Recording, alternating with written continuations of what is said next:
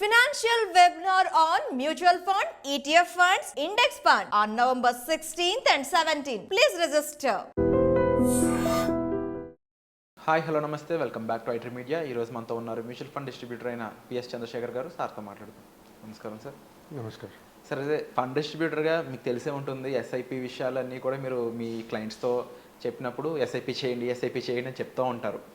But ఎప్పుడు ఆపాలి SIP అనేది, ఏ టైంలో ఎస్ఐపి ఆపాలి, అసలు ఎస్ఐపి ఆపేది ఉంటుందా, అసలు ఈ ఎస్ఐపి పర్పస్ అనేది ఎక్కడ క్లోజ్ అవుతుంది, దానికి కన్సిస్టెంట్గా ఎలా మెయింటైన్ చేయాలి, చేయడం వల్ల వచ్చే లాభాలు ఏంటి, ఈరోజు ఎపిసోడ్లో షేర్ చేస్తారు. విరాట్ గారు, ఇప్పుడు జనరల్గా మ్యూచువల్ ఫండ్ డిస్ట్రిబ్యూటర్స్ ప్రతి ఒక్కరు ఏమంటుంటారంటే ఎస్ఐపి చేయమంటూ ఉంటారు. అంటే సిస్టమేటిక్ ఇన్వెస్ట్మెంట్, రెగ్యులర్గా ప్రతి నెల ఇంత ఇన్వెస్ట్ చేసుకోండి, మీ గోల్స్ రీచ్ అవుతాయి, ఈజీగా రీచ్ అవుతాయి, కష్టం లేకుండా అని చెప్తుంటారు. ఒక్కొక్కరు గోలు డిఫరెంట్ 10 years ఉంటుంది. ఫర్ ఎగ్జాంపుల్ రిటైర్మెంట్ తీసుకున్నాం అనుకోండి, 40 years తీసుకుంటే ఒక 20 yearsలో రిటైర్ అవ్వాలంటే అది రిటైర్మెంట్ గోల్. చదువుకి ఒక 10 సంవత్సరాలు 12 సంవత్సరాలు ఉంటుంది, అదొక ఎడ్యుకేషన్ గోల్. అలాగే మ్యారేజ్ ఉంటే మ్యారేజ్ 10 years. ప్రతి ఒక్క గోల్కి మనం సిప్ అనేది స్టార్ట్ చేయమంటూ ఉంటాం. సో ఈ సిప్ ఇనిషియేట్ చేసేటప్పుడు ప్రతి ఒక్క మ్యూచువల్ ఫండ్ డిస్ట్రిబ్యూటర్ ఏం చేస్తాడు, సిప్ ఇనిషియేట్ చేసేసి వదిలేస్తారు. సో వాళ్ళకి తెలుసు, అంటే మనం ఫస్ట్ మాట్లాడుకుంటాము, ఒక రిటైర్మెంట్ ప్లాన్ అంటే 20 సంవత్సరాలు ఉంది, ఇంత కార్పొరేట్స్ కావాలి, ఇంత ఎస్ఐపి చేయాలి మీరని మాట్లాడుకుంటాం, స్టార్ట్ చేసేస్తాం. ఆ గోల్ రీచ్ అయినప్పుడు మనం ఆపుకోవాలి ఆ సిప్ అనేది ఫస్ట్ థింగ్.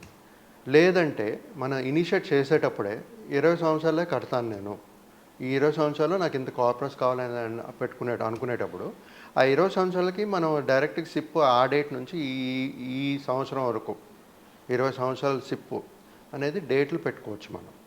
దాన్ని గోల్ సిప్ అంటారు.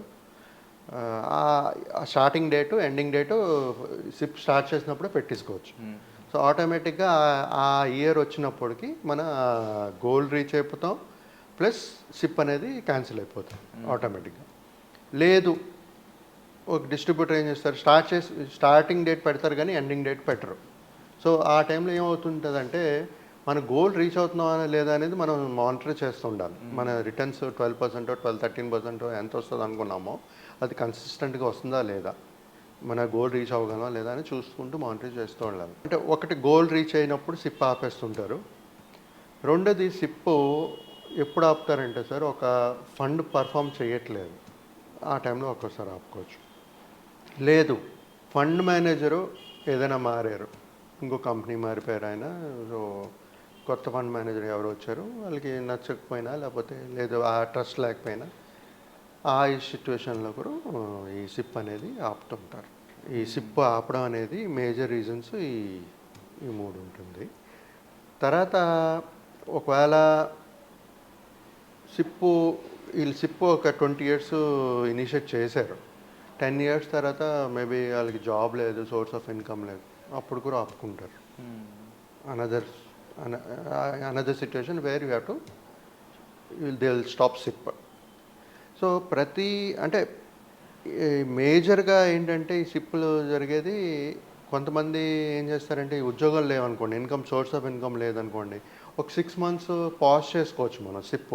అంటే క్యాన్సిల్ చేయకుండా ఆపుకోవచ్చు. అంటే 6 నెలలు నేను కట్టలేను లేదా సంవత్సరం కట్టలేను అని పెట్టుకోవచ్చు, మళ్ళీ కంటిన్యూ చేసుకోవచ్చు. కానీ సోర్స్ ఆఫ్ ఇన్కమ్ లేనప్పుడు ఎప్పుడేమవుతుందంటే మనం దాని నుంచి డబ్బులు తీసేస్తూ ఉంటాం. ఇలా ఆపడం ద్వారా ఎండే డిసడ్వాంటేజెస్ ఏమంటారు? ఆపడం వల్ల మీకు ఆబ్వియస్లీ మీ కార్పస్ గోల్ రీచ్ అవ్వడం కొంచెం డిలే అవుతుంది. ఒకవేళ 1 year ఆపారనుకోండి, తర్వాత సెకండ్ ఇయర్ నుంచి మీరు పెంచుకోవాల్సి వస్తుంది, మీ సిప్ ఇంక్రీజ్ చేసుకోవాల్సి వస్తుంది. అది కొంతమంది పెంచుకోగలుగుతారు, కొంతమంది పెంచుకోలేకపోతారు. సో ఆ టైంలో మళ్ళీ గోల్ అనేది ఎఫెక్ట్ అవుతుంది.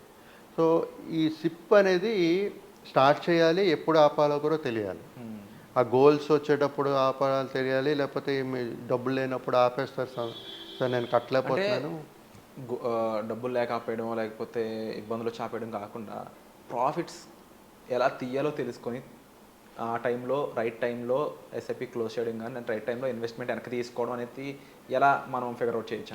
ఇందాక చెప్పాను కదా సార్, నేను ఫండ్ పర్ఫార్మెన్స్ ఒకవేళ 7 to 8 quarters పర్ఫామ్ చేయట్లేదు అనుకున్నప్పుడు అప్పుడు చూసుకుని ఒకసారి అనలైజ్ చేసుకుని డిసిషన్ తీసుకుని ఆపాలా లేకపోతే కంటిన్యూ చేయాలా అనేది డిసిషన్ తీసుకోవాలి. లేదు అక్కడ ఆ ఫండ్ నుంచి ఇంకేదైనా ఫండ్ మార్చాలా, రీబ్యాలెన్సింగ్ ఏదైనా చేయాలా అనేది మన డిసిషన్ తీసుకుని ఆ టైంలో సిచ్యువేషన్ బట్టి మనం డిసిషన్స్ తీసుకోవాలి. అది ఇన్వెస్టర్ రిస్క్, యాప్టైట్, ఇన్కమ్. అంటే ఫస్ట్ చెప్పినప్పుడు నేను తీసుకుంటాను, నేను కట్టగలను అంటారు. మధ్యన వచ్చి నా దగ్గర ఇన్కమ్ లేదు, జాబ్ లేదు అన్నప్పుడు సిచ్యువేషన్స్ మారిపోతాయి, అక్కడ రిస్క్ మారిపోతాయి. సో అవన్నీ చూసుకుని మళ్ళీ మనం ఆ టైంలో డిసిషన్ తీసుకుని ఏది కరెక్టివ్ మెజర్స్ చేస్తూ ముందుకు పోవాలి. అండ్ జనరల్గా సార్ ఎస్ఐపి అనేది అప్పుడు ఫర్ ఎగ్జాంపుల్ ఒక ఫస్ట్ 25 years పాటు ఎస్ఐపి చేశారని అనుకుందాం. సెటిల్ లంసం రీచ్ అయ్యాక ఎస్డబ్ల్యూపీ చేస్తున్నారు అనుకుందాం. ఎస్డబ్ల్యూపీ విత్డ్రాల్ ప్లాన్ కూడా అమలు చేసుకున్నారు. ఇంకా తర్వాత అప్పుడు కూడా ఎస్ఐపి చేస్తూ ఉండాలా, ఆ పేజ్కి ఇప్పుడు ఎస్ఐపి చేసుకుంటే చేసుకోవచ్చు సార్. ఇప్పుడు వాళ్ళకి ఇంకా డబ్బులు చేసే స్తోమత ఉంది, ఇంకా పెంచుకోవాలనుకుంటున్నారు, ఎస్ఐపి చేసుకోవచ్చు. మీకు లేదు నాకు చాలు, నాకు 5 కోట్లు 10 కోట్లు వచ్చింది అనుకోండి, నాకు చాలు అనుకుంటే ఇంకా నేను నాకు I want enjoy my life అనుకున్నారు అనుకోండి, ఎస్ఐపి ఆపేసి ఎస్డబ్ల్యూపీ తీసుకోవడం మన చేతిలోనే. ఎవ్రీథింగ్ ఈజ్ మ్యూచువల్ ఫండ్స్ ఎంత ఫ్లెక్సిబిలిటీ అంటే సిప్ ఎప్పుడైనా స్టార్ట్ చేసుకోవచ్చు, సిప్ ఎప్పుడైనా ఆపుకోవచ్చు, ఎస్డబ్ల్యూపీ మన రిటైర్మెంట్ ఫండ్కి తీసుకోవచ్చు.